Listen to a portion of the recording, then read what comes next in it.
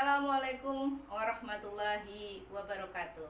Selamat berjumpa siswa-siswiku SMA Negeri 4 Kalongan kelas 12 IPS. Pertemuan perdana kali ini kita akan membahas tentang akuntansi sebagai sistem informasi. Mari kita belajar bersama. Ada kompetensi dasar yang akan kita pelajari pada kesempatan kali ini. Kompetensi dasar dalam hal pengetahuan yaitu kita akan mendeskripsikan akuntansi sebagai sistem informasi akuntansi. Kompetensi keterampilan kita akan belajar bagaimana menyajikan akuntansi sebagai sistem informasi. Apa saja indikator yang akan kita pelajari? Kita bisa lihat di belakang saya. Di sini ada indikator yang ingin kita capai. Yang pertama adalah memahami sejarah akuntansi. Yang kedua, menjelaskan pengertian akuntansi sesuai manfaat informasi akuntansi. Yang ketiga, mengidentifikasikan pemakai informasi akuntansi. Yang keempat, menjelaskan karakteristik kualitas informasi akuntansi. Yang kelima, mengidentifikasikan prinsip dasar konsep akuntansi. Yang keenam, mengidentifikasikan bidang-bidang akuntansi.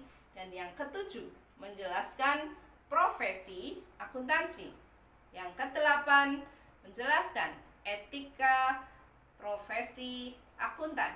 Dan yang terakhir adalah mengidentifikasi etika profesi akuntan. Yuk, semuanya kita harus punya semangat dalam belajar akuntansi.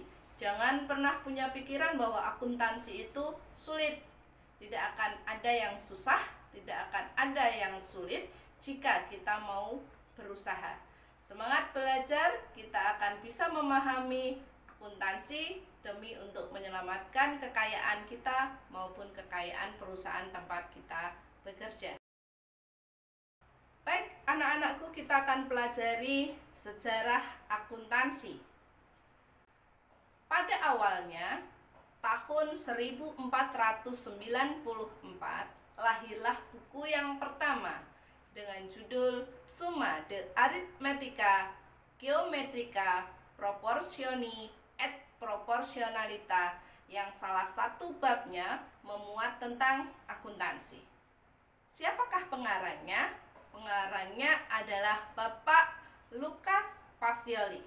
Ini gambarnya, Bapak Lucas Pacioli. Yang kemudian Bapak Lucas Pacioli ini dikenal sebagai Bapak Akuntansi. Nah, pada tahun 1953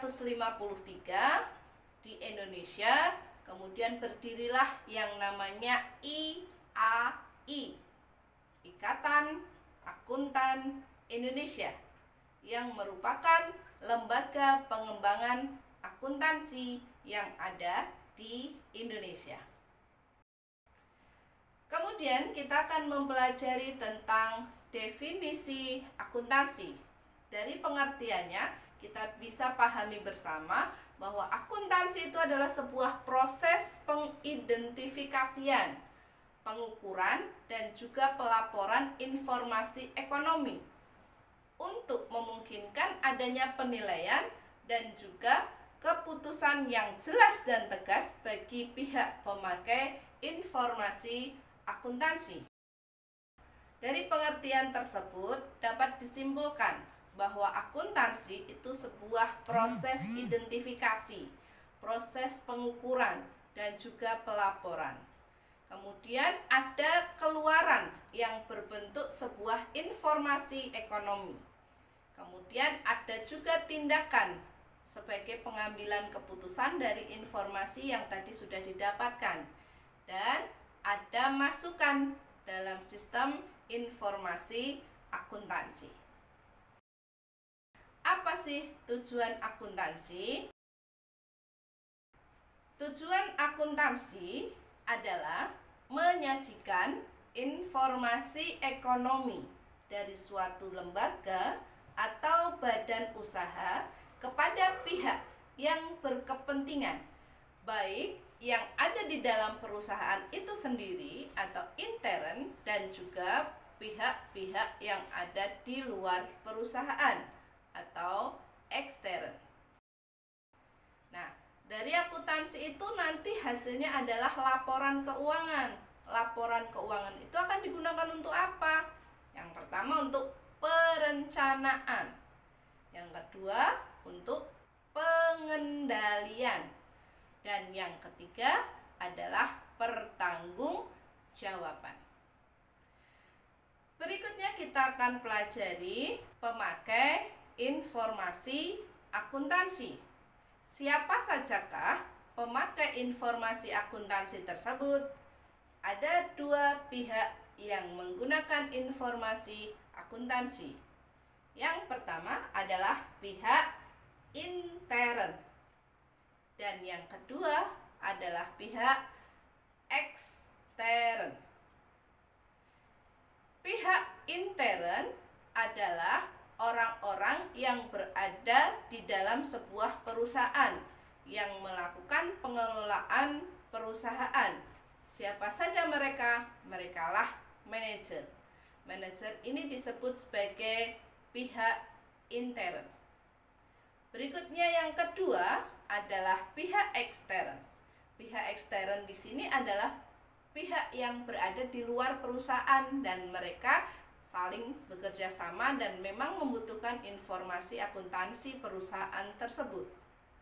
Pihak ekstern yang pertama antara lain adalah investor. Investor ini bisa disebut sebagai pemilik perusahaan karena mereka sudah menginvestasikan uangnya kepada perusahaan. Yang kedua adalah pihak kreditor. Kreditor ini biasanya adalah orang-orang yang memberikan pinjaman kepada perusahaan. Yang ketiga adalah pemerintah. Pemerintah untuk apa sih kok mereka membutuhkan informasi akuntansi? Biasanya pemerintah di sini membutuhkan informasi akuntansi untuk menerapkan kebijakan pajak yang nantinya akan diberikan kepada perusahaan yang bersangkutan. Yang keempat ada pelanggan. Pelanggan itu juga butuh informasi akuntansi. Untuk apa? Kepercayaan. Kemudian yang kelima adalah karyawan. Jelas, karyawan membutuhkan informasi akuntansi untuk transparansi kegiatan maupun keuangannya. Yang keenam adalah bank. Bank di sini biasanya akan menjadi mitra sebuah perusahaan dan mereka juga membutuhkan informasi akuntansi untuk kepentingan perusahaan agar bisa menjalankan perusahaannya di masa yang akan datang. Kemudian yang ketujuh adalah masyarakat. Masyarakat juga membutuhkan informasi akuntansi. Biasanya informasi akuntansi juga akan dipublikasikan, terutama bagi para perusahaan yang sudah go public.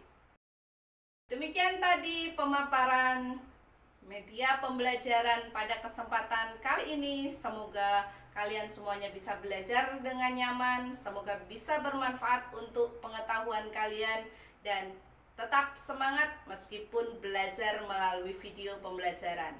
Jangan lupa like and subscribe. Jika ada yang ingin bertanya ataupun memberikan komentar, silahkan. Terima kasih atas perhatiannya. Assalamualaikum warahmatullahi wabarakatuh.